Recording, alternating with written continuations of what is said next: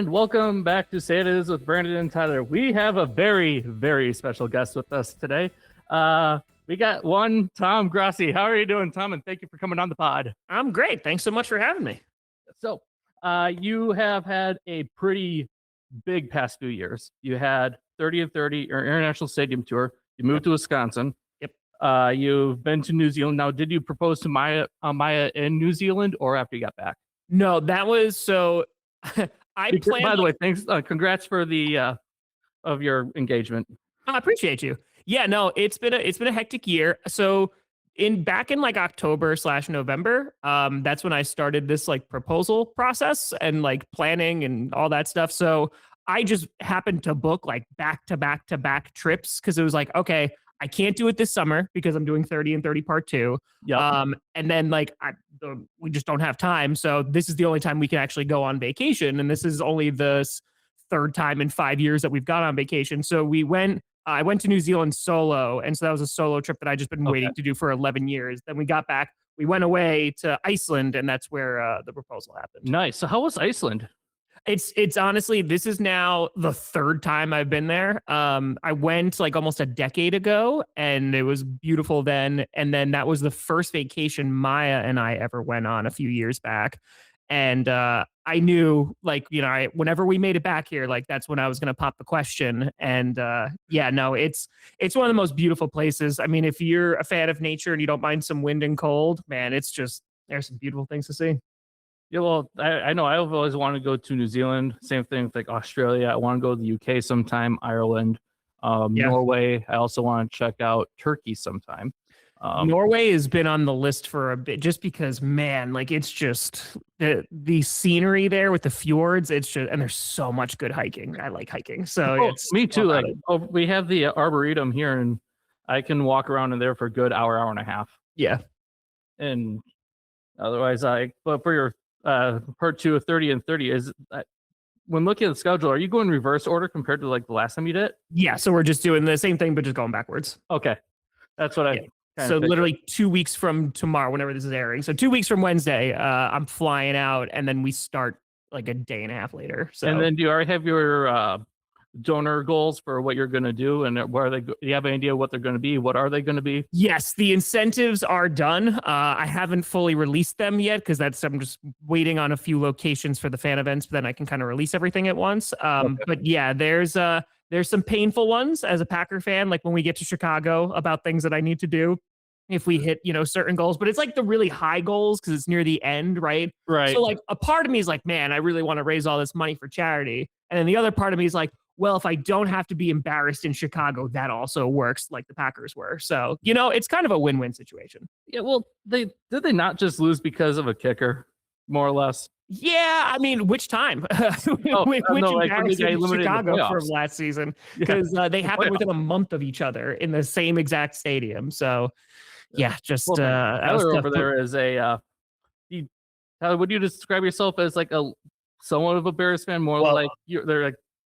Kind of like the relationship I have with Milwaukee Brewers with like a soft spot for them, but that's about it. So I can give you the full detail on that. I was born and raised in Illinois, so I was born and raised a Blackhawks fan, Bears fan, White Sox fan.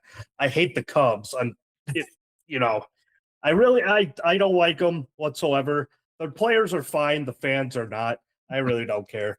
I became a Brewers fan, what was it, like 2024, 2023? Yeah, that's when you adopted. Because around that time, 2024, the White Sox were just awful. Yes. They were completely awful. Like historically bad. Yes, they had it wasn't just like, we had a bad season, we lost a couple games. Like they were making history in all the wrong ways. Right. And now they've been getting better, so hopefully that there's a future here. I did have a couple questions for you, Tom. By the way, congratulations on your engagement. Appreciate you. And also congratulations on hitting 1 million. Yeah, I was gonna say that was a big achievement. That one took I mean, this proposal thing was only like 8 to 10 months in the making. This guy it took 11 years to get. But, right. I appreciate it. Yeah, that was a big proverbial monkey off the back, Yeah, and I personally started following you and seeing like your videos and everything on YouTube on, I think it was 2018, 2019. Damn. Okay, so that's pretty much an OG at that point, because we're only 3 to 4 years in. Yeah. I think I started following you around. I think you did a Packers segment on This Week in Sports Ball with Tree. Was it? Yes. Yeah, I think that's around the time I started following you. I still remember when you were doing skits in your old living room, in your old house. Yep. I mean, it was last year, so it wasn't super long, but yeah, it's been an adjustment.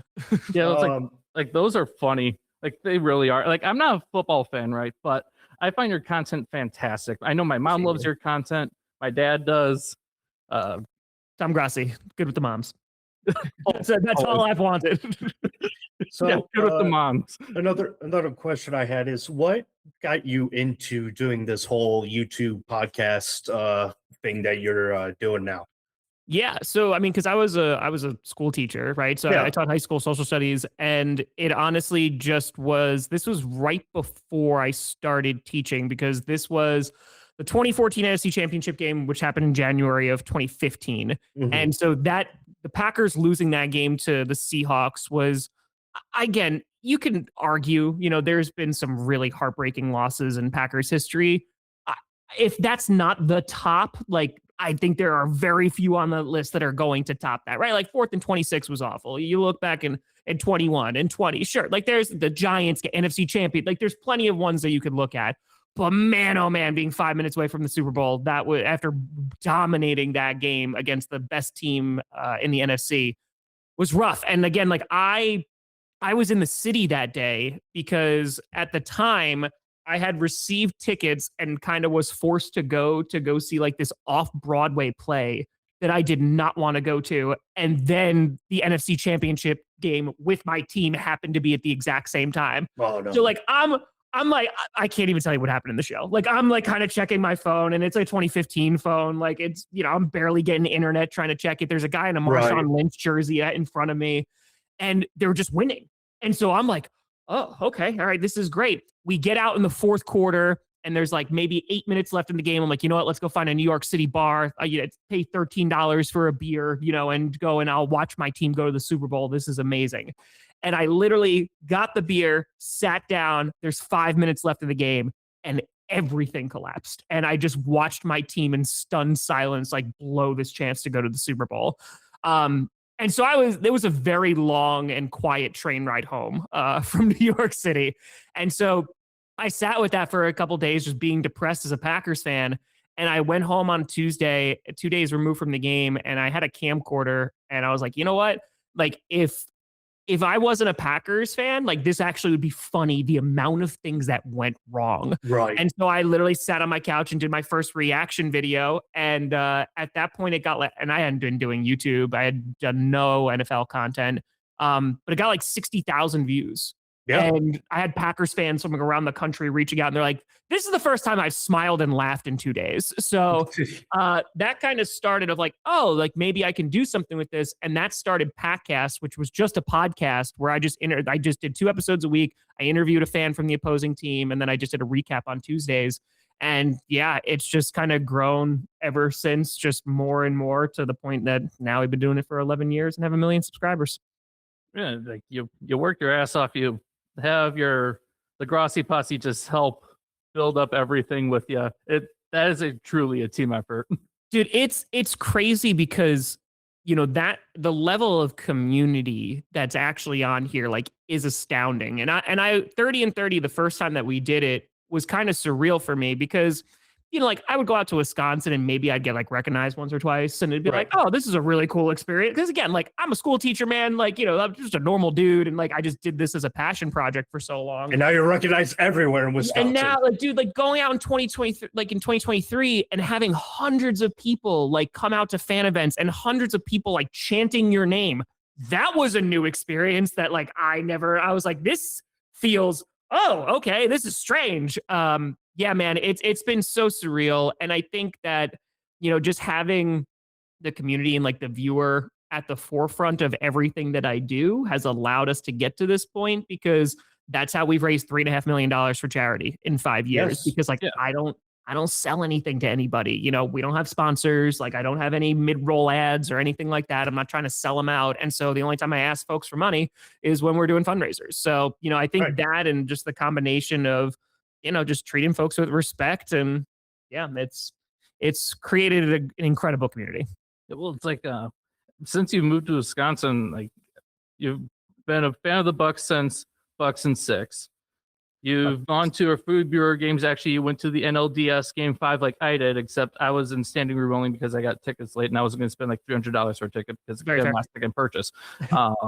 I've been to 3 playoff Brewer games. I invited Tyler to go, but he was like, I don't really want to go standing room only. Yeah. So do you say you're a fan of Wisconsin sports as a whole now, or it's so funny because like obviously it's been the Packers since I was 7. Right. So like that, it's always going to be the Packers. And then as I kind of like around 2020-ish, because I had known of the Bucks, but I just really wasn't into basketball. I mean, it just wasn't my thing. And then like I started following them a little bit more, and then I got a chance to go to the game where they won the championship, which was man, like what are the odds of that? So that worked out really well. And then last year, because dude, the last game I went to was in the old Yankee Stadium before it was the new and that's been around now for like over a decade. Just because I couldn't afford it after they moved. And I think I went to one Colorado Rockies game when I went out to Denver one time because it was like $16 for like 3 rows away from first baseline because they were so bad. But yeah, like baseball was just like, all right, not really my thing. But then when I moved out here, like the Brewers were doing pretty solid, and I was like, okay, like some of my buddies are diehard Brewers fans, so I was like, let me go. And it's super fun, man. Like, and also like the game has changed so much from since I was a kid. Like even just the introduction of like the pitch count, right? Like it's super quick now, or the pitch clock. So like it's super expedited, I would say.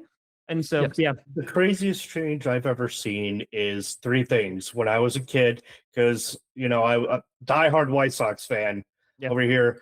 Back in 2005, God, can't believe that's been 21 years. Back in 2005, I was watching Game 4 with my dad of the World Series, and my mom is like, well, you got to go to bed. You got to go, you got to go to school in the morning. I'm like, I don't want to go to bed. Yeah. I didn't sleep.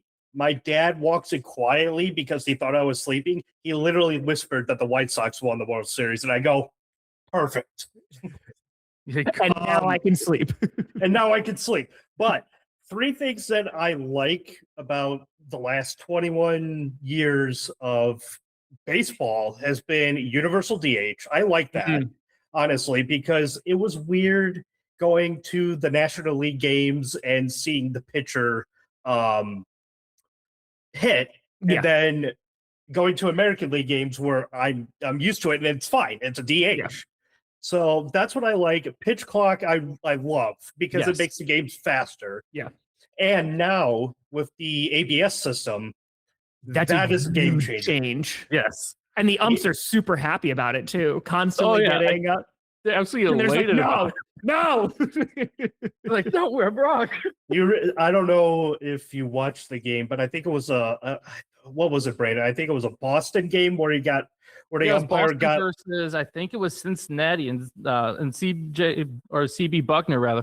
He had got like 10 calls wrong in a row or something like that, and he was just getting challenged up the wazoo. Dude, but like, you know what? Like at some point, got to drop the ego at the door and be like, just got to get better at your job. Like that's you're in the pros. Like I umped when I was a teenager, right? And like those stakes are like, I got paid $16 an hour, and I was like, this is the greatest job I'll ever have. But man, like, when you're umping for the MLB, it's a little bit higher standards. Just a little. Just a smidge. But to answer your question too, like I did go to a Badgers game for the first time when I moved here.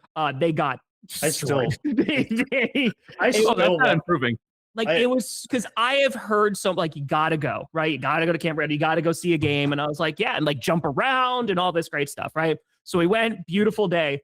In the first quarter, they're chanting Fire Fickle, like the first quarter, and it did not get better and it did not get quieter as they lost. So that was a little bit of a rough experience, but that was also my first time in Madison, which was really cool. Do you remember who they were playing? Man, it was like, I think it was, hold on, I can look this up. It was the Badgers. Was that the 2025 season? Yes. Yes, that was last year. Because I had to I had to cover a game over at iHeart and produce the pregame and local pregame and the postgame. Well, local postgame rather, and then babysit the rest. They did not win, so I want to say September 20th. Maybe it could have been that. It could have been against Maryland. Yeah. Let me see if this is right. I think it's. Yeah, they were shut out the first two. Yeah, I'm pretty sure it was this one. I'm pretty sure it was Maryland. Yeah, well, they lost like 27-10. Yeah, and during that season, I do Uber on the site because economy has been bust a little bit, but I was taking fans to the stadium and Ubering them there. They're like, God, this season sucks. Like they need to fire Fickle right away, and I'm like, Fickle is going to be there for the next 1 to 2 years, Yep. And then they'll fire him. But in reality, it's just. As a Bears fan, we haven't won Super Bowl in how many years? Since 85? That's a little bit. That's a little bit. Well, it's like years. We'll get up there. Hopefully, we get up to 50 years. We'll have a little party, pop some champagne. It'll be wonderful. Yeah, no. So the only game I feel like I haven't been to was a Milwaukee Admirals game. I feel like I would love to go to a hockey game because obviously they don't have an NHL team, but because hockey I've been getting into a lot over these past few years. Just hockey's great. Dude, the hockey in person is just holy cow! It's so much fun, and the playoffs are incredible. Yes. Now my question to you is that should Wisconsin have a pro NHL team? Listen, if they do, then I will happily root for them. I will happily, because the fact that I can go 30 minutes and I could be at the Bucks or I could be at the Brewers, sure, let's do that for an NHL team. I'm all about it. The team that I picked up was the Seattle Kraken because a few years ago, while I was getting into hockey, and I was telling folks I was getting into hockey, they were like, "Well, what fan are you?" And I was like, "Well, I don't know anything about hockey, and I don't know." So I saw the Kraken, and there was this cute little plush of a little squid, and I was like, I'm in. So now, since then, folks have sent me jerseys, tentacles. So go Kraken. I mean, they're a solid team. So yeah, my fiance is a Rangers fan, and so we've been to a few of those games at MSG, which were great. But listen, just like the Kraken, neither of them are making the playoffs. So we're right down there. Rangers are. They're eliminated. Seattle, I mean, they're gone. Yep. Blackhawks, they're not doing anything. They haven't done anything since 2015. So, Chicago sports since the early mid 2000s has just been downhill.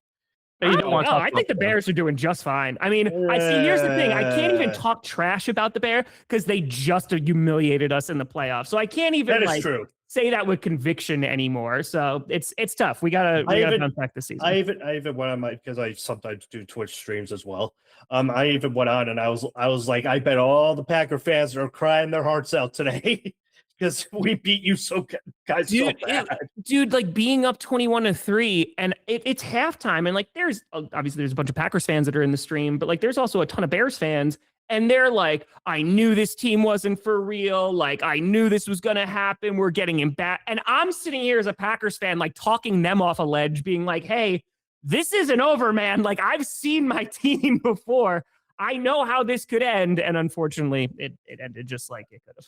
Well, when it comes to sports, I have this thing where I get a little detached, so I have a little bit more of a larger outside view where I'll have a sweet spot for, let's say, the Milwaukee Brewers because I grew up with them, but I'm not really a fan of any team per se. So for me, it's I like all the small and mid-market baseball teams. So it comes to the large markets like the Dodgers, Yankees, Cubs. I'm like, no thanks. Yeah, and when it comes to the hockey, I just follow the teams that have some kind of a presence in Wisconsin. So the Admirals are the AHL affiliate of Nashville.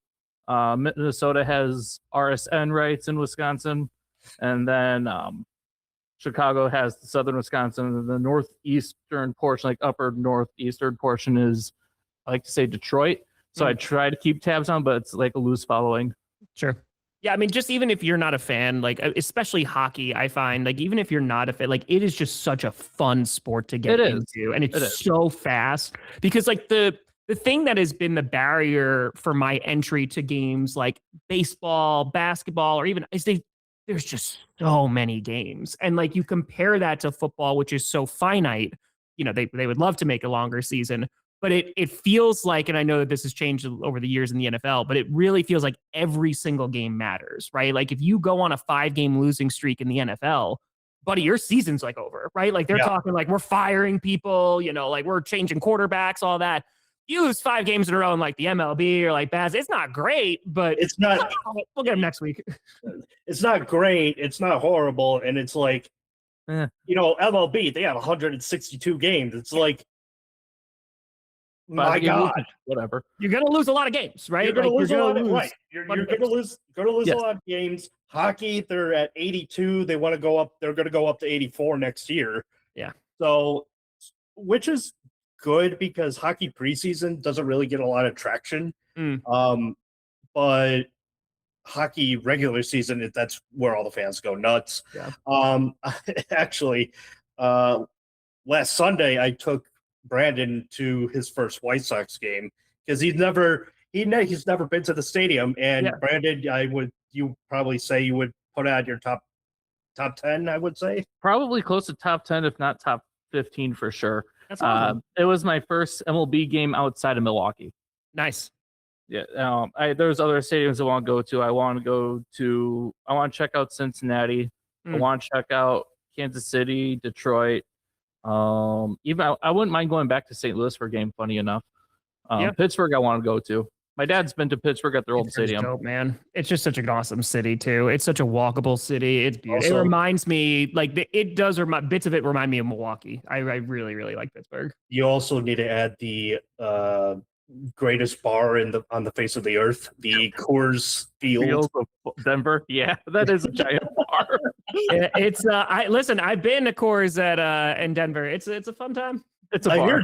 I hear it's beautiful though because it is a mountains in the back.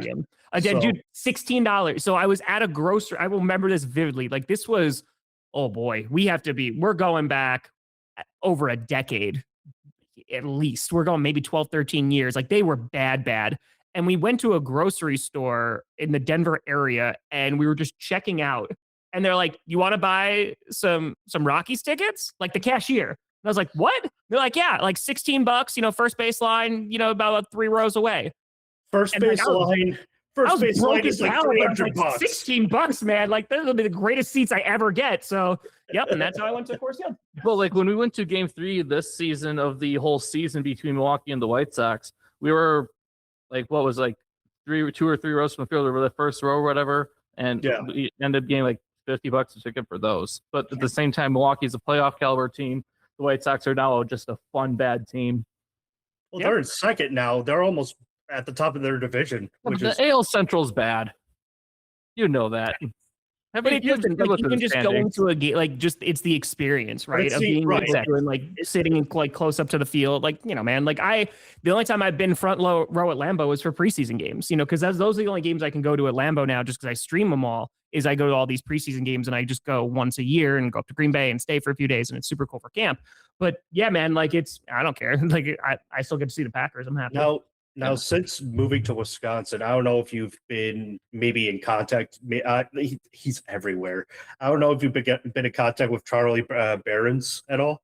Oh, no. I saw that he was speaking out against the AI data center in Port Washington. So hell yeah for Charlie using his platform to do that. Because, dude, last time I drove up to Green Bay a few weeks ago, I had to drive up there because I filmed it was the week of the draft. I did it for the 30 and 30 promo. And you're just driving and you just see this entire thing like on the stretch of the highway. It's gross. So yeah, no, I haven't run into him, but I saw him at the draft in Green Bay. Yeah, he was on stage, I think. Yeah, I think he did a whole set and stuff. Yeah. Well, like I know you have like a fantastic relationship with the Green Bay front office still, don't you? So the front office, so it's so funny because like I knew one person in the Packers organization. That has now changed, but It was Mark Murphy. And the only reason I knew him was because I'll never forget this. It was New Year's Eve in 2015. And I just shot him an email like on his Murphy Takes 5 and was like, hey, I did a podcast this year. Like 5,000 people listened to it total. And I would love to interview at some point. And he got back to me in like 3 hours and was like, yeah, let's set it up for next year. And he did. And we did a 90-minute one. And then so that I just kind of kept going back to the well there, and I got to know him over the years. But that was the only contact I had, was just Mark, and it was just for those interviews. And then like over the years, like I just started meeting more folks who just worked for the Packers. Like, so like Wes Hodquist is a very close friend of mine now, right? Like I know his boss Duke, and I know like the social media folks, and like I know Renee. And so it's funny because I don't have like this insane relationship with the organization. I just have like some of these folks are my friends now. Like, so anytime like they have a thing where they're like, hey, we could utilize you for this, I'll be like, yeah, sure. Let's rock out. But yeah, no, it's been super cool. Especially, we got schedules coming out in a couple of days. Yeah, and like, do you have any plans to have any interviews with Ed Policy or not set? Or so people were asking for that last year, and I had just moved to Wisconsin, so I wasn't able to set that up because it just wasn't going to work. So I am going to attempt to reach out, probably in around like July to set something up for August. Who knows if they're going to respond? So like that's you never know. Right. Like, well, you've had like such a busy past 2 years. I wouldn't expect you to do anything like that last year. Even this year, I wouldn't expect much because you're planning a wedding. You have part 2 of 30 and 30. Yeah, like it's a little bit. There's some things. That's a lot. Like my cousin got married a couple months ago, and he was like super busy with like a bunch of stuff too. So that's just a lot of work. Planning a wedding is busy work. And that's the thing too, like Maya is insanely supportive. And so we have like, as long as we have an idea of when and where we're going to get married before the NFL season starts, we're good to go, because in 2 weeks, I'm gone for a month. And like, that's just a super long time. Right. And it's the travel every single day to a new city, and then get to a stadium or get to the city, get to a fan event, do the fan event, and then get on a plane or a train or a car and just do that all the next day for 30 days. It's a lot. So yeah, they can't do too much wedding planning on the road, and she can't be the only one to do that. So. And are you going to be going to more stadiums this year or no? So I'm probably going to, so the idea was that the stadiums that I got into last time it's not really like the priority to get into them again, because I already did. And like, I don't want to be like super repetitive and be like, let's do the same stadium tour. It is. And like, there's also, take the Broncos, for example. Like the Broncos, I climbed to the top of their stadium. Like I went up there with the mascot. They brought the cheerleaders out with all the Lombardis. Like, what am I going to ask for them again? Be like, hey, can you top that from 3 years ago? It's just not going to happen. So the goal is trying to get into the stadiums that I couldn't get into last time. And there's really only one overlap that's a problem with the World Cup, and that's in Philadelphia. And I didn't get into it last time. So to be honest with you, I'm just going to wait until the day of. And if I can snag a cheaper ticket to the World, like I'll walk in that way, and I'll do my own stadium tour, because that's what I did for Cleveland. I went and saw monster trucks. So however it works. Whatever works. Yeah. I know my deceased Uncle Paul's brother, Bruce, he went to every MLB stadium, but except it's obviously not within a month. It's like a span of years, and it was actually on his bucket list. At least that's what my aunt told me. Yeah. So like, I'm like, that'd be kind of cool, but there's some games I don't want to buy tickets to because those are going to be like too damn expensive.